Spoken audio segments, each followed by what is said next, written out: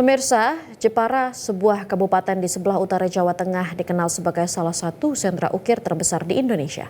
Ukir Jepara telah menjadi bagian dari sejarah dan budaya masyarakat Jepara selama ratusan tahun.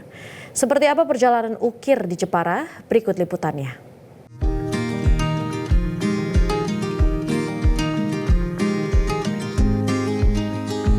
Ukiran Jepara atau seni ukir Jepara adalah seni ukir khas yang berasal dari Jepara, Jawa Tengah.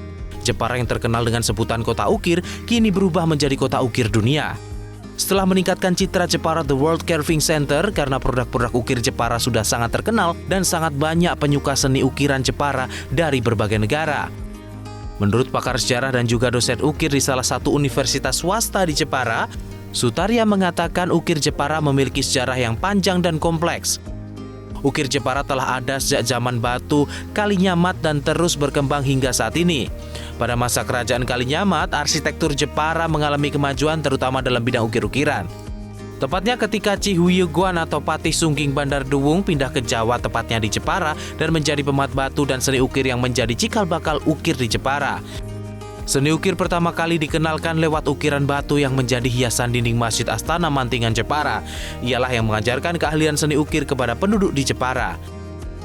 Itu yang jelas, Masjid Mantingan itu yang membuat adalah kita punya arsitektur yang namanya Chi Huiyuguan. Patih Bandar Duwung itu yang membuat secara tipologi, secara arsitekturnya Masjid Mantingan itu, termasuk gaya atau ornamen mantingan ukirannya itu yang membuat juga Chi Huiyuguan, sehingga boleh dikatakan berangkatnya ukir Jepara itu dari mantingan. Karena batu-batu dari Tiongkok kurang mencukupi kebutuhan, maka penduduk Jepara memahat ukiran pada batu putih dan kayu. Mengingat pada saat itu hutan dan hasil kayu jati di wilayah Jepara sangat bagus untuk membuat ukiran kayu.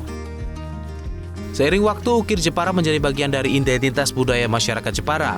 Ukir Jepara digunakan sebagai simbol status sosial, kekuasaan, dan keagamaan. Jadi eksistensi ukir Jepara sekarang dari generasi ke generasi itu memang mengalami pasang surut. Puncak kejayaan produk mebel ukir Jepara terjadi di 98, di mana 98 itu kita tahu itu justru di krisis moneter kita itu justru di Jepara itu yang terjadi justru terbalik. Jadi di Jepara itu ada order-order yang banyak sekali, sehingga banyak produk-produk kita yang boleh katakan masa kemasan. Nah, masa kemasan ini yang mewarnai di pasar global, sehingga ukir itu sudah dikenal, tapi semakin dikenal di kancah internasional. Ukir Jepara juga memiliki ciri khas yang unik dan berbeda dengan ukir dari daerah lainnya. Ukir Jepara memiliki motif yang rumit dan detail serta menggunakan teknik yang sangat halus. Perjalanan ukir di Jepara tidak hanya berhenti pada tradisi dan budaya, tetapi juga memiliki dampak ekonomi yang sangat signifikan.